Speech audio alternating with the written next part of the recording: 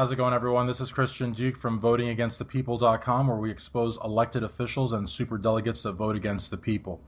Today has been a crazy, crazy Tuesday, July 12th. We started the day off with Bernie Sanders endorsing Hillary Clinton. The day has just been completely chaotic. I've been upset. My stomach's been acting up. I've just been like I don't know if I'm nauseous or dizzy or what. We just got off of a delegate phone call, and it was supposed to be 90 minutes. I think it was about an hour, where Bernie addressed us. It was a really bizarre phone call, and I want to welcome tonight's guest. She is a delegate from Indiana, a licensed attorney, someone that shares a lot of my views, a lot of our views, and definitely want to get her insights into the activities of the day. There's just so much to talk about. I'd like to welcome Susie Talevski. How are you, Susie? Good evening, Christian. I'm hanging in there.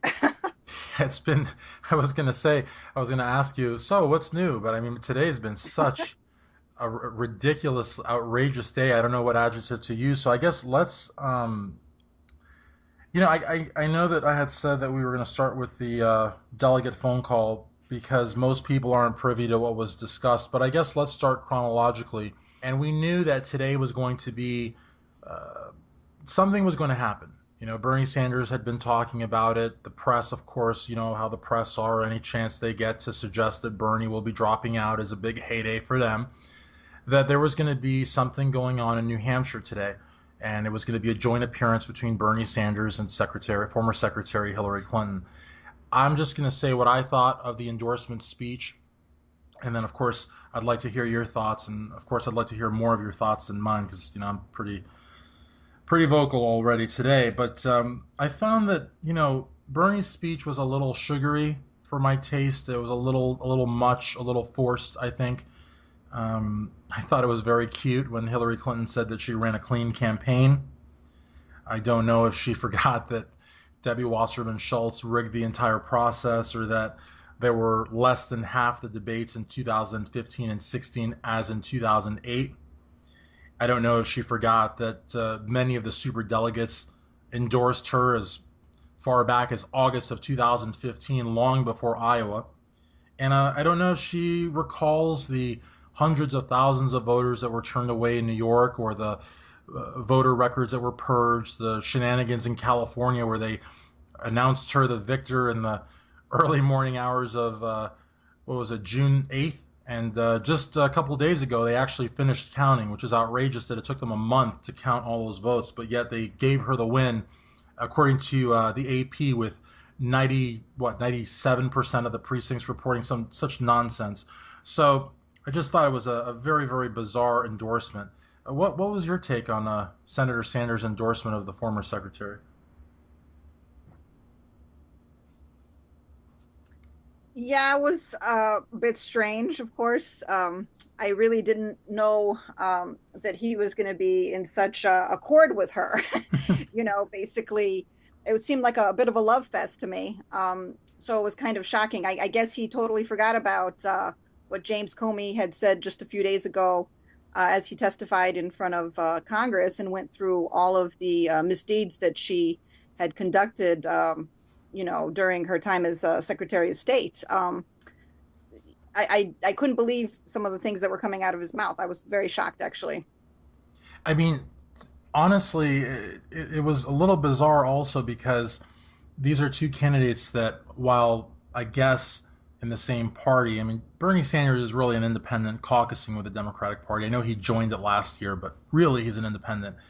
And Hillary Clinton is just sort of this DLC, middle of the road type, almost neocon Democrat. I mean, they really are on pretty separate agendas. And like you said, they really seem like they were, you know, basically like old buddies. And to me, it was very bizarre. I also think, sort of moving to another topic, which is a very important topic, and I think the listener should know that the majority of this podcast is going to be spent on the delegate phone call, because you guys, gals, everyone, you guys were not privy to what was said. And you should know what was said, and what we think if you'd like to hear that. But we do want to talk about the rest of the day. Of course, the media, had a heyday because they've been waiting for this after New York, after California, after D.C., 4th of July. Oh, there's a full moon. Maybe Bernie will drop out. I mean, they're just any sign to them means that Bernie's going to drop out. So they're happy about this. They're Yeah, ecstatic. they weren't really so much waiting for it as they were pushing for it, Oh, actually. absolutely, absolutely. You And know? in fact, about a week and a half ago, there was a really bizarre interview. Well, all the interviews with Bernie, unfortunately, are bizarre because that's how they make them out to be. But there was an interview with MSNBC where they asked Bernie, if you had to pick between Hillary Clinton and Donald Trump, who would you pick? It's kind of like one of those questions. If you're on a deserted island, what what 5 CDs would you take with you? And so he said, well, of course I would pick Hillary Clinton. So, of course, they said, oh, Bernie Sanders picks Hillary Clinton. And so for several days, I had a lot of my Republican and conservative friends and my Hillary friends on Facebook telling me, oh, you're backing, a dropped out candidate. He's already endorsed Hillary, and he didn't. But the media has been trying to force this for a very long time. But you had said something to me off air that I think is very pertinent, and that is that our legs have been chopped off. And I think that's really, really powerful because I do want to talk about fundraising. I've been very fortunate to get to about 75% of my goal. Um, and I want to thank Evan Westfall, who is a fellow delegate from Kentucky. Phenomenal, phenomenal leader, very progressive, very passionate. He puts up with me. I fight with him like every other like 2 days or every other day. I'm like, you're not a real supporter because I get mad, you know what I mean? Because I want I want to have my way. But he is 100 million% a real supporter, and I'm one sandwich short of a picnic basket. But I'll tell you what, I'm passionate, and so sometimes I think this campaign has really been an emotional roller coaster for so many people. You know what I mean? I have there have been times, Susie, where I have literally not been in control of my emotions because there's moments where I'm happy, moments where I literally want to start crying, moments where I don't want to eat because it just I can't say it hasn't affected me. This endorsement especially. Yeah, yeah, I hear you. Today I've had a nervous stomach the entire day just thinking about that endorsement and just the utter capitulation. So You know, it's been and tough. and it's funny because Al Gore, John Kerry. I mean, if these guys dropped out, or if I could care less. I mean, these guys were people that I'd hold my nose for and vote for. I have felt nothing for them.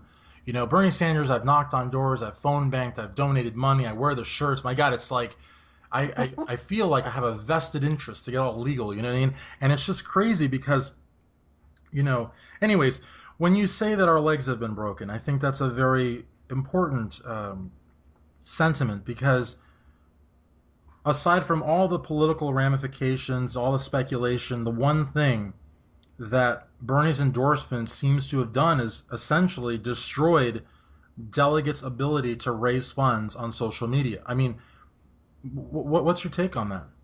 Well, that's very, very true, actually. I think it's going to make it very difficult for Bernie Sanders supporters out there to donate money to the delegates because they're wondering, well, what's the purpose of them going even? He's already seceded, he's given up, he's capitulated. So, the nominee is Hillary Clinton.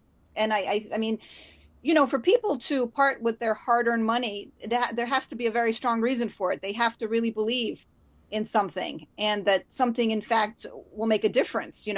So, Absolutely. I And mean, mhm, now they're wondering, how can I make a difference? How am I going to make a difference there when our candidate basically has capitulated? absolutely.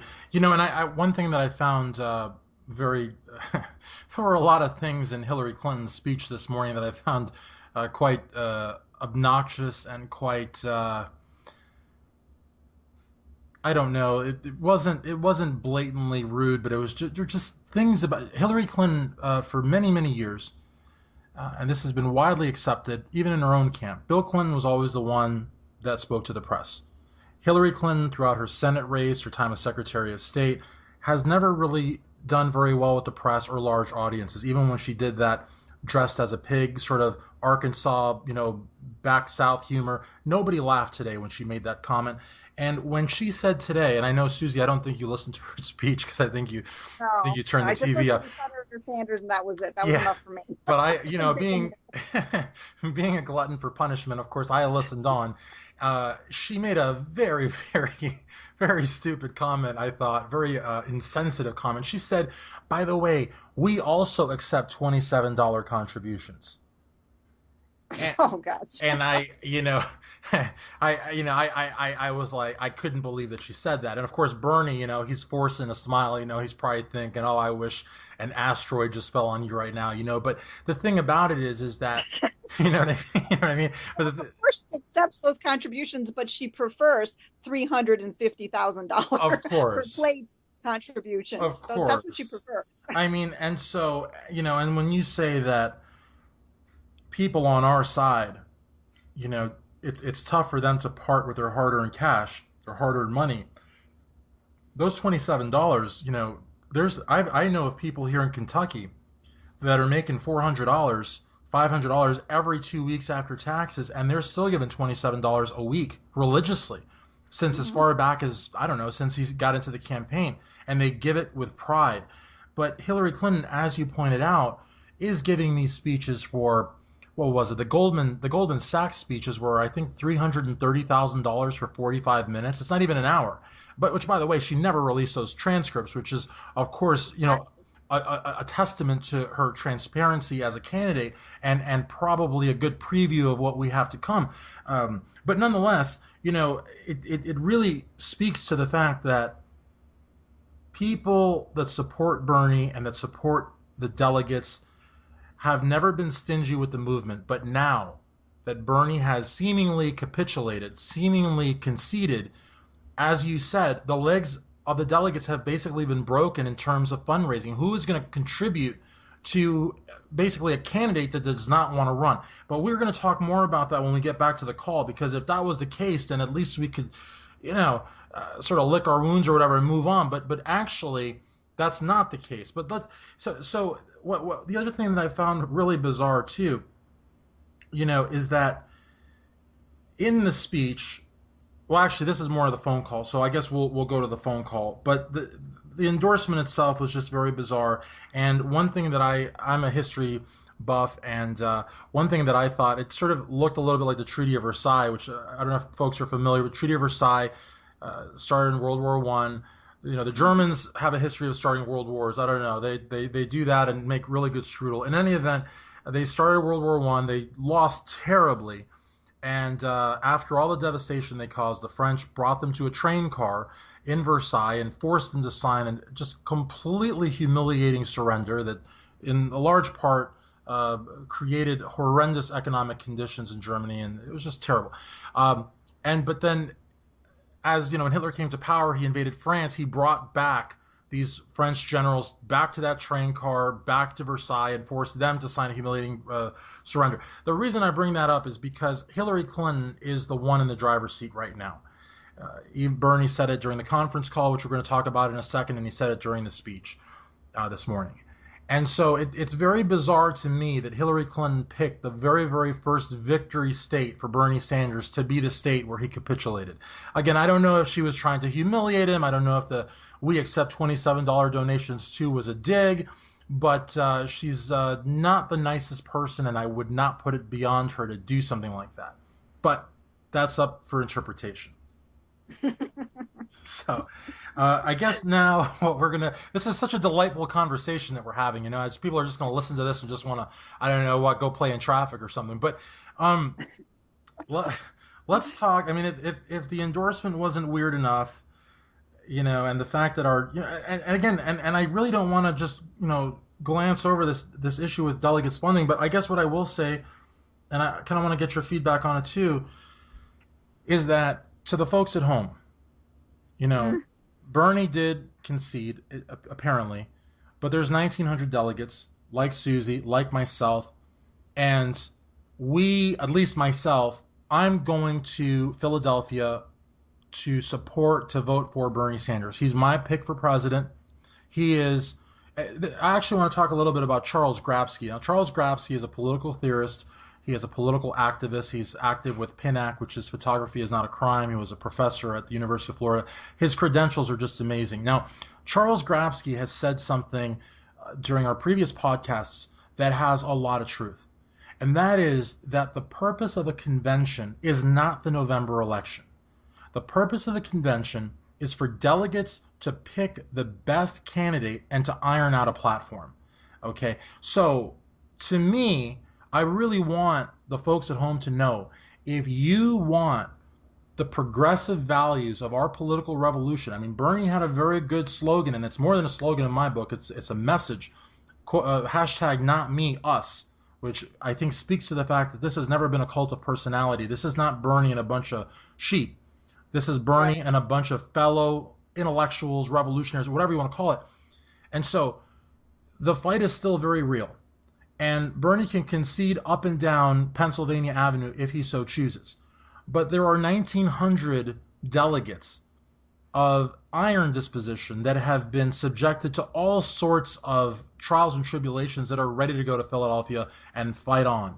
And so I feel like the folks at home have an enormous amount of power with their money, and they should be donating to the delegates. I mean, because, you know, the Bernie, and I'll shut up here in about 30 seconds, but because I really want Susie to speak on this, it's very important.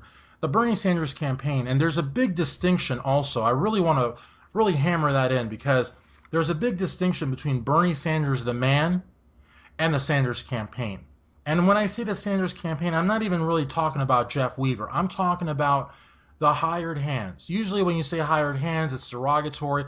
I don't mean it quite like that, but there is an undoubted difference between someone that's working for the Sanders campaign now, an NRA campaign tomorrow, a Rock the Vote next month, and someone basically making peanuts working at a field office. One believes in the revolution and one is being paid by the revolution. So I do want to make that distinction. Now having made that distinction, the campaign, this is a long 30 seconds, but the campaign did not actually come out and help delegates until June 30th. That was the first time I saw anything on social media in that regard. And July 1st was the first time I saw active campaigning. Now, they were trying to get $2.70 or 10% of $27 out of contributors to fund delegates' transportation to the convention.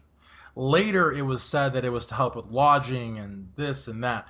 Now, the room that I'm staying in, along with Jim Calvert and Dylan George, that room is going to cost us, I believe, I always get it wrong, but I believe it's $639 a night, plus 18% tax and fees, times 5 nights. So we're each going to be paying about $1,280. I am going to be contributing about $1,000 more if I can, because I'm a fundraising, powerhouse, I guess. I really am, and I don't mind doing that, and I'm clearly not modest. But that's one fee that we have to pay. Then we have to pay the DNC $200 for the honor of attending their event. Then we have to get to Philadelphia. My airline ticket was $450.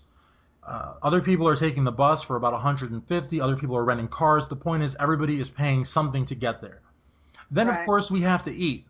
The DNC does not provide the 5,000 plus delegates with meals. Now, if a hotel room that normally costs $2 and a quarter is going for 600 and something, that's triple.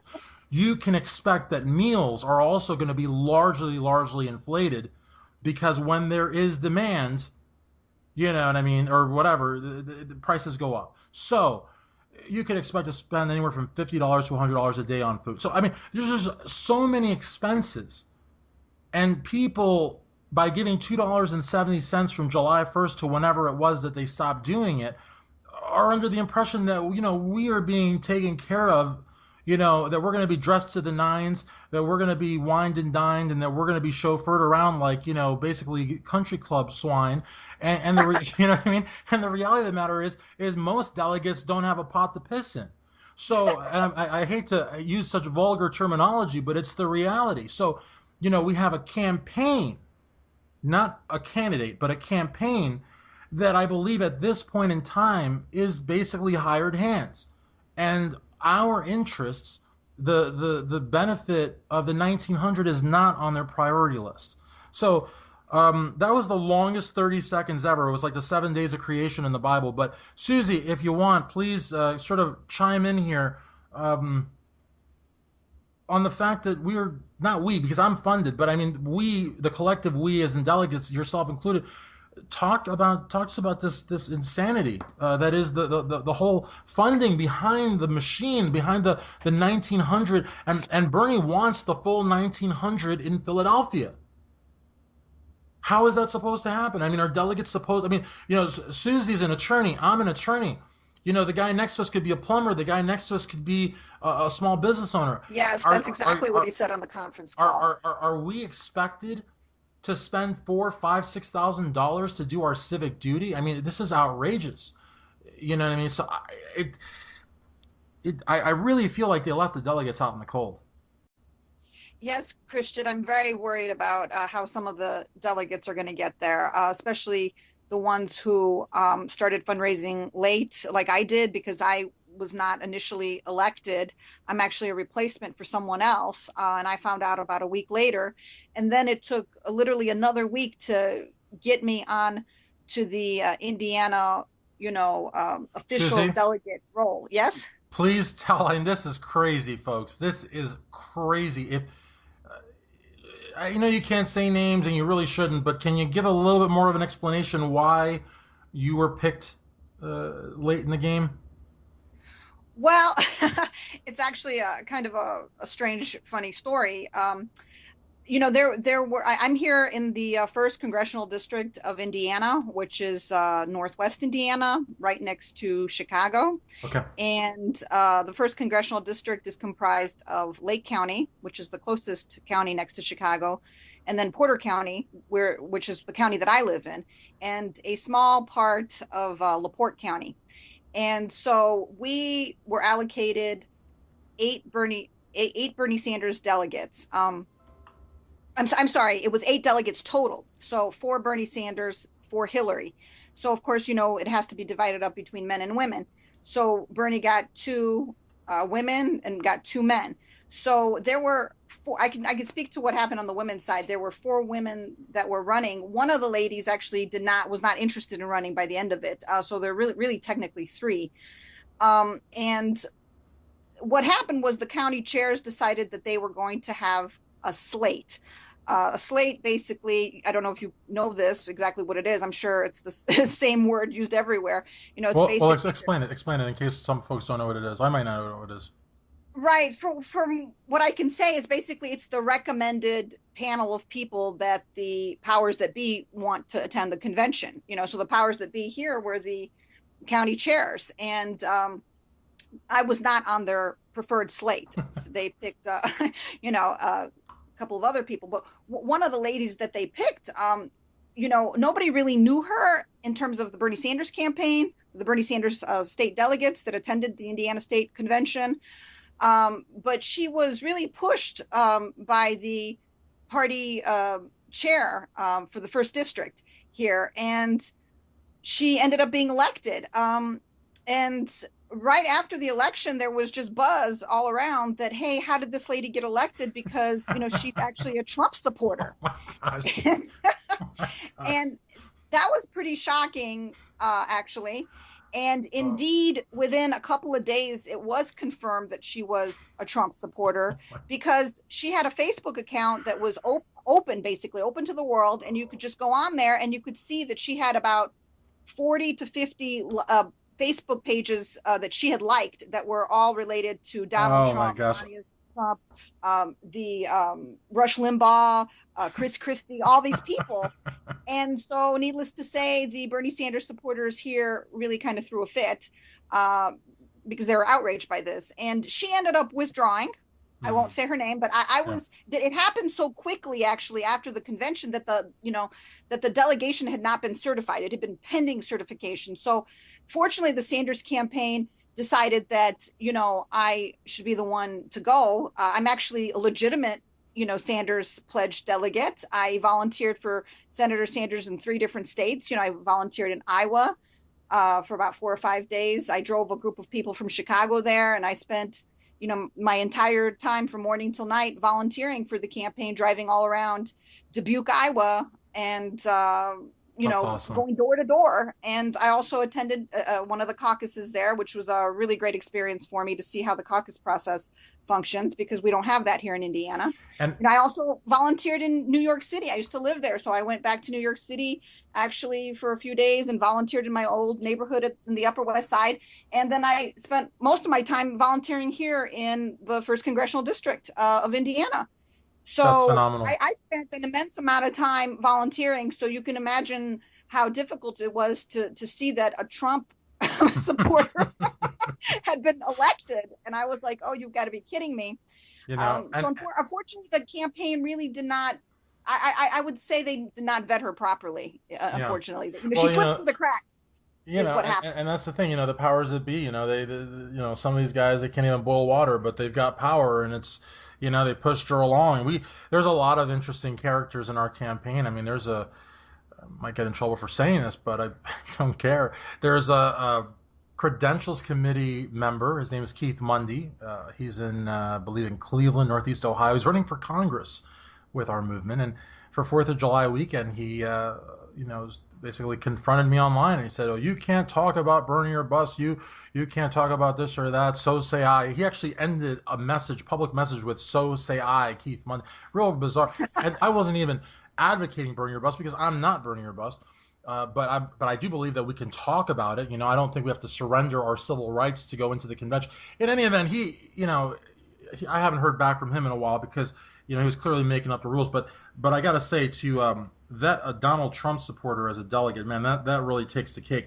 So you know what I mean? Believe me, this is something that probably can happen only in Northwest Indiana. Yeah, and only for the Bernie Sanders campaign, because only the best for us, like.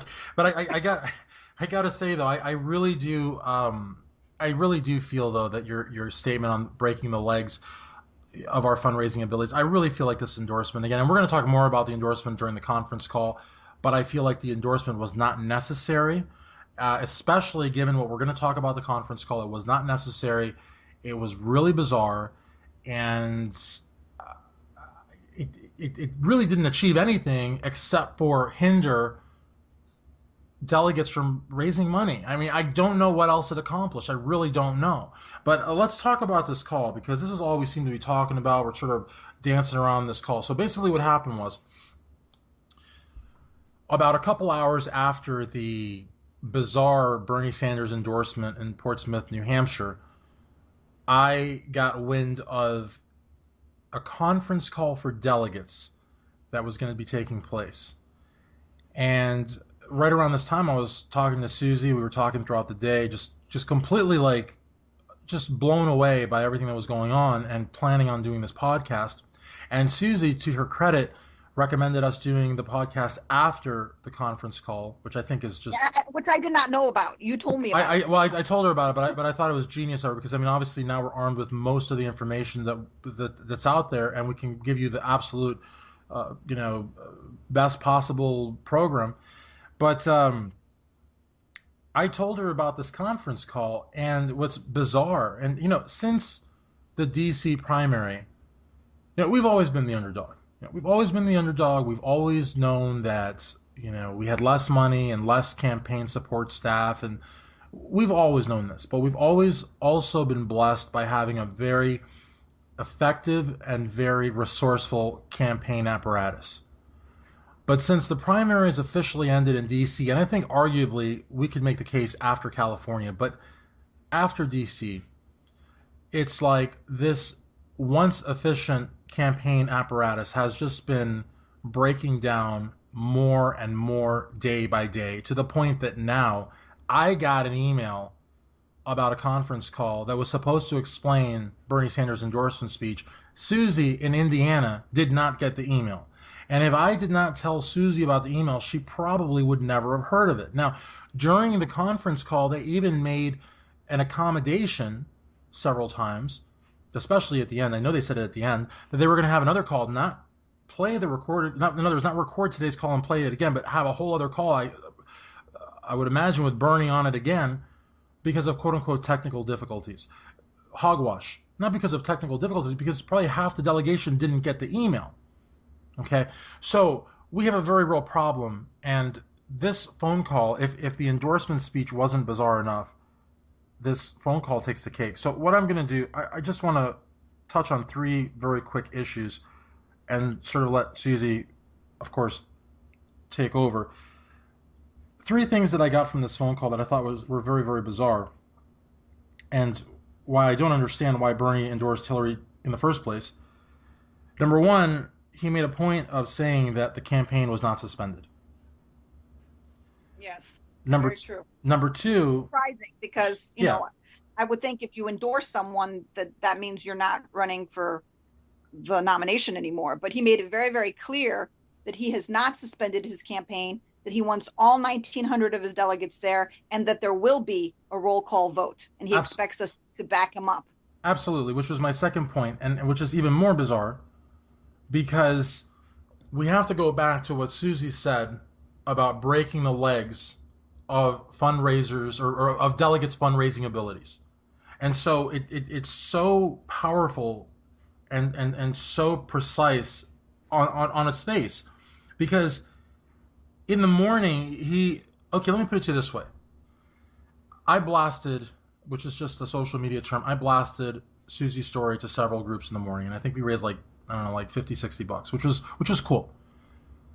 After the endorsement, throughout the whole rest of the day, I think she raised another $15. I had raised about $30 or $40 this morning. After the endorsement, throughout the rest of the day, I think I raised $5.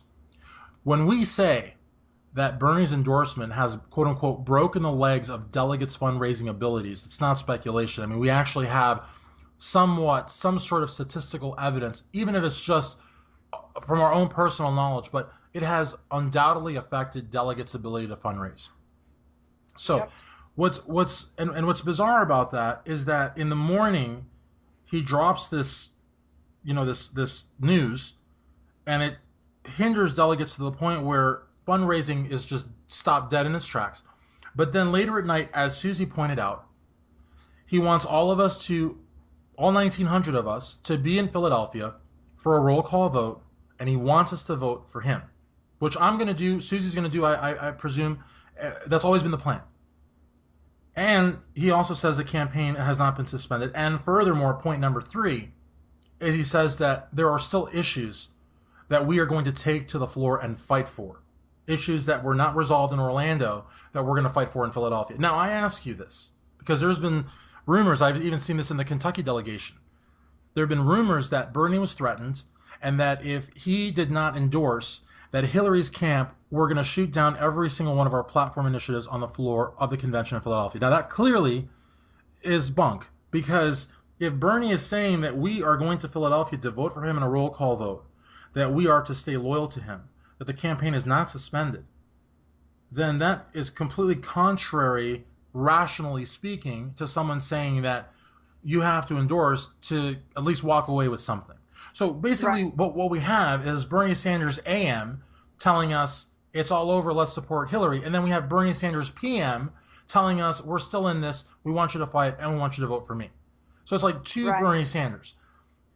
The other thing during the phone call that was really bizarre, something that, again, I've talked to Charlie Grabsky about, I've talked to Evan Westphal and Dylan George and Jim Calvert and Susie Talevski and everybody about, is the fact that this document, for lack of a better term, that came from Orlando is a platform draft. It's right. Non-binding. It has the same weight as scribble. It doesn't mean anything. And so for Bernie Sanders to constantly make reference to the $15 an hour federal minimum wage that was struck in Orlando is a measure that's going to happen, quote unquote, over time. That really sort of sounds a lot like what Hillary Clinton was talking about during her primary run. Oh, I will support $12 an hour, and for the states that can go to $15, we'll encourage them. And it's almost like kind of like saying we're going to have $15, quote unquote, over time. So it's he talks about this free tuition, in-state public college tuition for the children of parents making $125,000 or less a year. And he says that that represents 83% of American families. That is a huge statistical stretch. Statistics is the only math. It's one of the most dishonest math variants out there, because you can actually have two answers. They could be completely different. And they can both be right. Statistics is weasel math. Okay. And so I don't think that the students and the workers and the seniors that cling to the political revolution were making a combined 125K a year. I'm talking, this campaign was about appealing to Walmart workers that might not even be making 20K a year, maybe 40K collectively. 120K, that's Hillary's people. So, and again, it's a draft. There's no talk of a carbon tax. There's no talk of hydraulic fracking. He's conceded that the TPP is almost going to happen no matter what, just because, there's opposition to it in Congress. Hillary is supposedly opposed to it, but it's something that Barack Obama wants. And if the primaries proved anything, Hillary is a parakeet to the president. Barack Obama wants it, it's going to happen, save for a concrete rejection. And Bernie doesn't have that. So, to me, honestly, and what's your take on that? As far as the whole platform draft, you could totally disagree with me, but should we really, what is a draft to you, a platform draft to you? Well, it's temporary, right? Until it's ratified. And, the other thing about this platform that I don't quite understand, yes, it's something that needs to be accomplished during the convention. It's one of the main, activities of the convention, besides the actual nomination of the official candidate. Mm-hmm. The thing is, right after the convention, you never hear of anybody talking really about the platform anymore. Right. So how important is this platform after the convention? I'm not sure it's that important. And it really isn't. It really, really isn't. And a lot of the stuff that he was talking about Hillary pushing for this minimum wage and Hillary pushing for free tuition, these are not really actions for the president.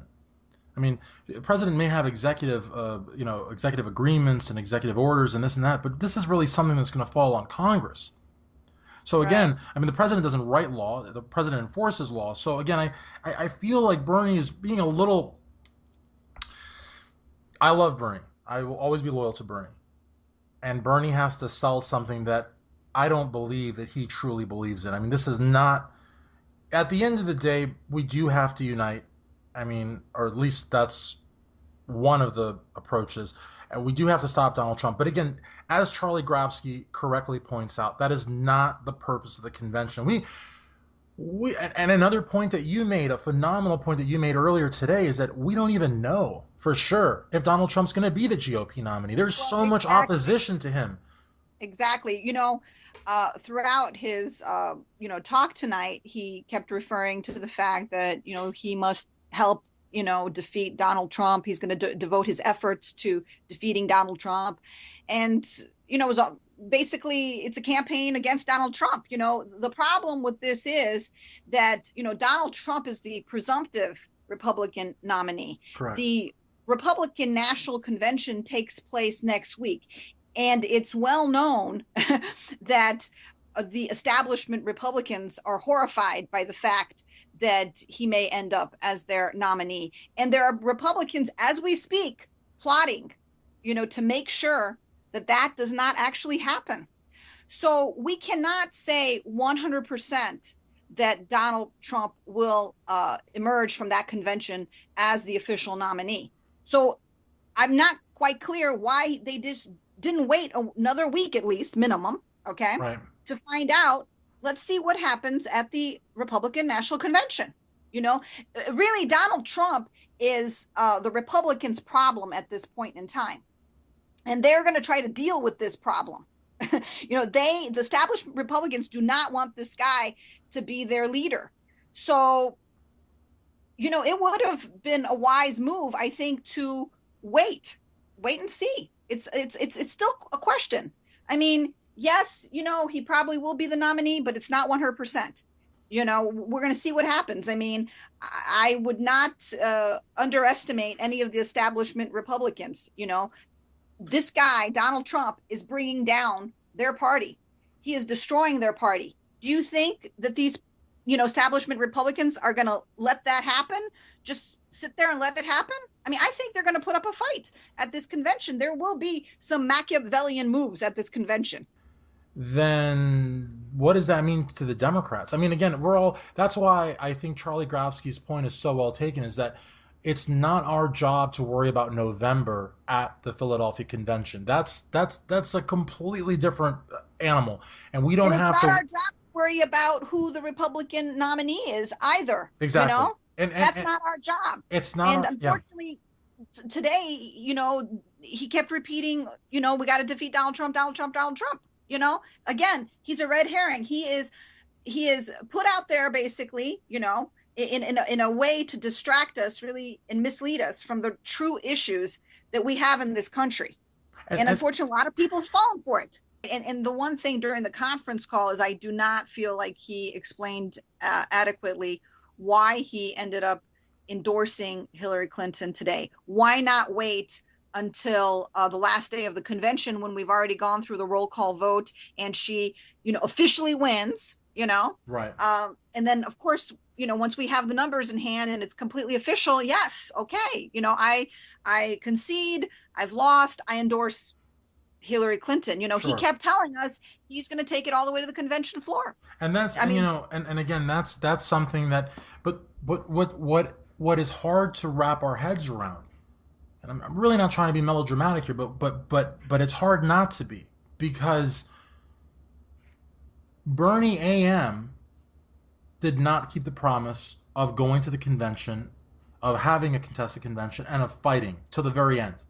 But Bernie PM, the Bernie that we heard, and maybe we're, letting the cat out of the bag here, but I think when you speak to 1,900 delegates and there's no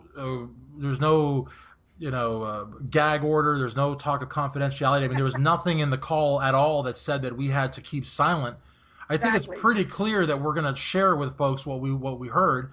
Yeah, people already shared on Facebook. And of course we can. And you know that every, I mean, I was going to say, that every delegation has a Hillary plant, but for God's sake, you come from a state where they had a Donald Trump supporter in the delegation. So I mean, we know that there's people spying on us. We've known it the whole time, And so I guess what I'm trying to say here is I don't understand. We talked about this the whole day. We talked about it before we did this interview, and we're talking about it right now because we don't want to have the scripted bullshit that was fed to us at this conference call. Even these ridiculous questions. I mean, some of the delegates didn't even know there was a conference call, much less that they could email in questions. I mean, I don't even know if these questions came from delegates. I don't know if I don't know. I don't know. And again, and I really, really want to go back to one of my original points, and that is that there is a huge difference between Bernie Sanders, the candidate, and the Bernie Sanders campaign. And what he read this morning, and what he may or may not have read or memorized for this conference call this evening, sounded scripted. It did not sound like the Bernie Sanders that we know. It definitely was scripted, 100%. Right. And so I don't know if he's aware that, he has disenfranchised so many people. And all the more reason for the folks at home that are donating money, for the folks on social media that are actively networking, the 1,900 delegates will ensure that the political revolution doesn't skip a beat. We are going to the convention to fight for the revolution, for the political revolution. And I think people should really remember that when they donate, because, Bernie wants the 1,900 delegates there, but Bernie's campaign is not. Is Bernie's campaign helping you, Susie? No, I have not heard anything at all. Because I was expecting him actually to mention it tonight on that conference call, and he made no mention of it, which I was actually shocked by, because I was sort of waiting and waiting, because as we all know, a couple of weeks ago, he had actually sent out a mass email to all his supporters and donors asking for contributions to help his delegates get to Philadelphia. And after that, I've never heard anything more about it. And in the conference call, yeah, he's talking about a new political organization, and he's talking about delegates running for dog catcher and whistleblower and whatever hell. I mean, come on. We have 1,900 delegates being ripped off at these downtown Philadelphia hotels because the DNC told us about a month ago that the average cost per delegate was $4,000. You know what I mean? And Yes. so it's outrageous to me. And again, it's par for the course at this point. And if the listeners at home are wondering, my gosh, why do we do this podcast? I mean, we're all over the place. Like, we have no answers for you. Well, welcome to our life, because today everything got turned upside down. But the reason we're making this podcast is because when the smoke clears, there is going to be a lion's share of those 1900 that are as committed today as they were when they were elected. And that's very important. And Bernie wants us to vote for him. He has not suspended his campaign, and we're still actively fighting for the initiatives. What happened today is anyone's guess. I don't know. But we have a real problem when it comes to delegates. They need help. And folks on Facebook, especially, you have a very important role to play. Please don't post that Adopt Bernie website. Please don't talk about emailing the Bernie Sanders campaign. These delegates are fundraising directly. Okay, I had a lady say, well, put up your driver's license so I know it's you. Where I'm not going to put up my driver's license. You know Are what you I mean? kidding me? Yeah, there's people out there, there's trolls out there that are trying to undermine the credibility of delegates fundraising. You know what I mean? And the Unbelievable. best thing you can do, don't just blast out your GoFundMe. Take a bunch of different pictures with your Bernie Sanders t-shirts, with your placards, with flags, with other Bernie Sanders supporters. Susie's got a phenomenal picture beside a Bernie Sanders campaign table. Take those photos, and each That day, was in New York City, it, actually. That was that's a phenomenal picture. And each day, write a different byline. Say, for example, my name is Christian Duque. I'm a loyal, and put loyal in caps. I'm a loyal Bernie Sanders delegate. I believe in the political revolution, and I'm going to Philadelphia to fight for our values. Don't just blast your page. That's going to do nothing.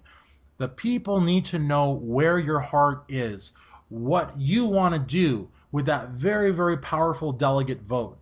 And if you are able to do it in 2 or 3 lines, then you put your GoFundMe, then you put your picture, and you blast that everywhere. You blast that at Bernie Sanders Ideas, America with Bernie Sanders for president, real progressives, California, Washington, New York, Massachusetts, South Florida, everywhere. And you blast it 2, 3 times a day. If it hadn't have been for Evan Westfall, out of the Kentucky delegation, who really urged me, because he knows that I put out articles and videos. If it hadn't have been for him urging me to do a GoFundMe, I would not be able to go to the convention. So it's just so important. If you're waiting for a handout, and I hate to say a handout because we're not beggars, we're not panhandlers, but that's almost what the campaign has made us feel like, because that's how much in the cold they've left us. They're not going to give us 1 red cent. And all the money, excess money that Bernie has in his campaign, I don't know where that's going to go. But it's July 12th. The convention's in 13 days. There's no time to wait and see if it's going to rain from the sky. We are on our own, unfortunately. So Well, that seems to be the case, unfortunately. And for me, for example, right now I'm not working due to some health issues that I've had, and I think about all the other delegates that are having difficulties, fundraising, that perhaps are suffering from disabilities. And I've seen some of them post, and they're way well behind in their fundraising too. I'm very, very afraid that some of these people are going to actually just give up now that there has been this endorsement, and say, you know what, it's pointless for me to even go. Why exactly. go? This is such a tremendous investment of not only, money, but it's a big, big, tremendous investment of one's time, one's effort, and one's energy. It requires a lot of energy to do this kind of thing. For example, I suffer from chronic pain. I sleep about 4 hours a night, literally, because I wake up from the pain. Okay. So for me to actually participate in this convention for 5 days, that I know it's going to be back to back to back type of things, it's going to require an immense amount of my physical energy. And I mean, I think that, the people that took on this responsibility to go are truly the most loyal and devout supporters of Bernie Sanders, Without question. who were able to allocate this 1 week out of their lives to complete the task that they wanted to see through to the end, which is the nomination of Senator Sanders. I'm coming here on behalf of the first congressional district of Indiana and representing the Bernie Sanders supporters from, Northwest Indiana, and as well as my state, and hopefully all the other Bernie Sanders supporters all across the country. But, this is a big investment, so I have never asked people for I money haven't either, ever but before in my in my entire life. Actually, even in my darkest days, I have not asked people for money. absolutely. And I'm much more of the type of person that has spent my life helping people and giving. So, but when I heard about the cost of this and that we were actually encouraged to do fundraising because, it's sort of a civic duty in a way to do this type of thing. I thought, yes, I will have to do a fundraiser. I will need the help of my people. And again, we are not selling a political position, but we are expressing what we truly believe. And we believe in Bernie and the political revolution. And if there are people out there that are willing to fork over their hard-earned money or on fixed incomes and they're giving us money, then we have a moral obligation, not just to Bernie, but to those people, to ourselves, to our, forget our party. I don't care about our party. I mean, you know what? Honestly, I'm a Democrat, but I'm an American first. I'm a decent human being first. These people that are party first, Bernie second, the hell with those people. They don't understand the political revolution. But, I've gotten contributions, $50, $100, $200, and whenever it's people that I can, figure out who they are, I add them on Facebook and I keep them in the loop and I talk to them. I can't look at those people and say, oh, I'm going to go to Philadelphia, I'm going to crown Hillary Clinton. I don't even care if Bernie Sanders told me to do it. I'm not going to do it. Bernie's my candidate. He's not telling us to do that, by the way, thank God. But Bernie Sanders is my candidate. I'm going to fight for Bernie. And if things look the way they should. Told us that we Yeah, need to be there to vote for him tonight, which was contradictory to the speech that he made earlier in the day, which was like really bizarre. I'm just like, yeah. okay, I don't know. what But universe are we all living in here?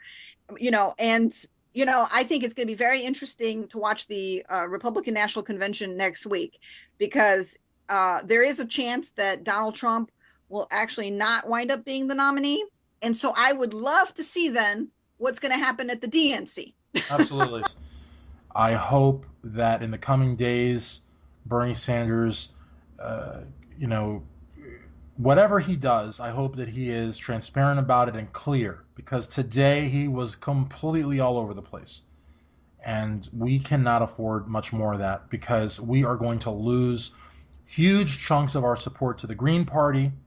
And nothing wrong with that. But if Bernie truly wants to mobilize the 1900s to support him on the floor of Philadelphia, then he needs to, get it together. That to those that are thinking about going to the Green Party, I just want to implore you to stay loyal as long as possible throughout the convention, and even for those very important congressional primaries in August and for the congressional races in November. I'm not going to tell you what to do with your vote for November because your vote is a sacred right, and it would be completely inappropriate for me or for anyone to tell you how to vote in that booth. But I really want to implore as many Bernie Sanders supporters as possible to just hold on and just wait till the convention because there's a lot that can happen. And not just in Philadelphia, but as Susie correctly pointed out several times during this podcast, in Cleveland as well.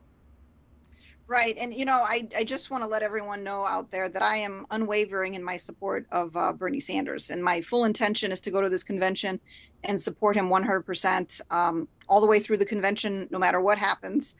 And I know all the other delegates who are going to be there attending as pledged Bernie Sanders delegates are probably going to do the same thing. And I also wanted to mention a gentleman that came by here last week. He is a Sanders national delegate from Minnesota. And I don't know if you know about this guy, Christian. His name is Michael Gabino. Do you know about him? He's Oh, he doing is a run. phenomenal. He is Yes. phenomenal. I love Yes, him. I was able to host him here for 2 days along with his assistant. And he is running basically 2 marathons every day. He's one of these ultra marathon runners, Mhm. and he's literally running from Minneapolis, Minnesota, all the way to Philadelphia. He is And the it's coolest guy ever. Yeah, he is. I can't run a minute on the treadmill at Planet Fitness. I don't know how this guy is doing that, but yeah, it's phenomenal. it is phenomenal, and he's a just a 100% devoted to supporting Bernie at this convention. And I just wanted to mention him here in our podcast because he is doing this. It's called Beano Runs for Bernie. Yeah. And he's basically raising money, of course, for his expenses at the convention. And then whatever he makes beyond that, he's actually going to donate to a homeless shelter up in Minneapolis. So it's sort of a twofold fundraising effort on his part. And, I was very happy to have him here, host him here in my home here in Valparaiso, Indiana. And, I just feel like something you were talking about, this camaraderie among Bernie Sanders supporters is, I feel the people who are Bernie Sanders supporters, they really have that same mentality of wanting to help each other out and lift each other up, and in whatever way they can.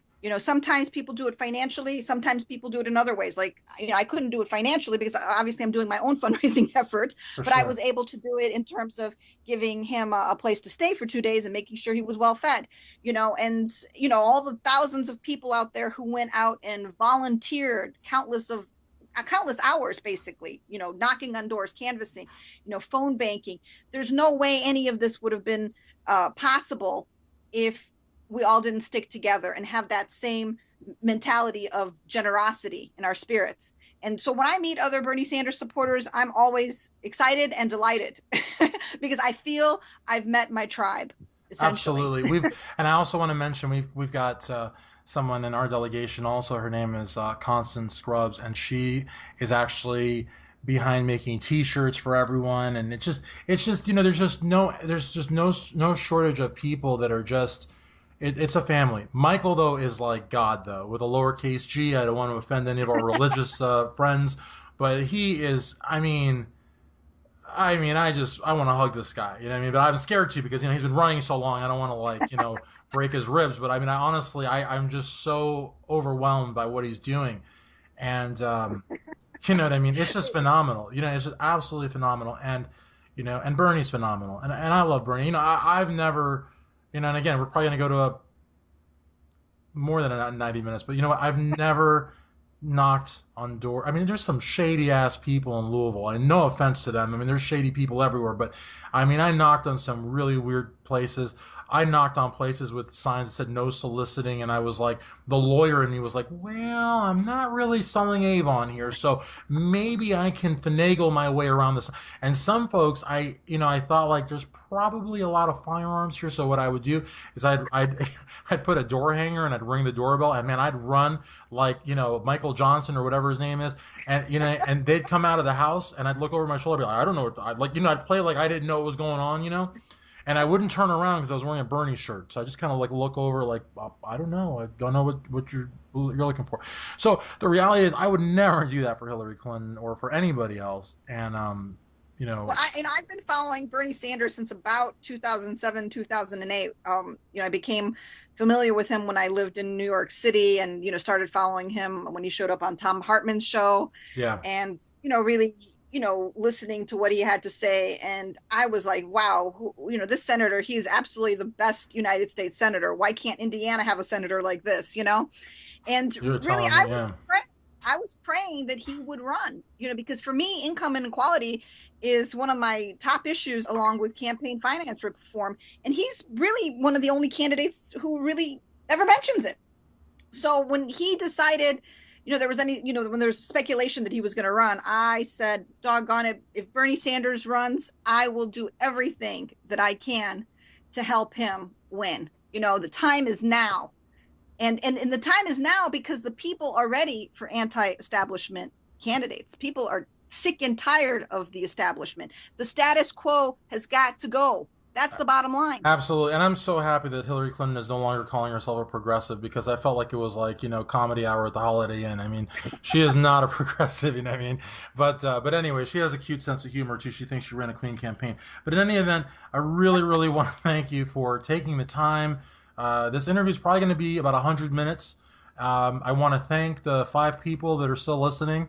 There's going to be a lot more people than that. But like I said, this is for the hardcore. So if you're listening, you are hardcore. Thank you, Susie, so very much. Take care. Thank you, Kirsten. Good night.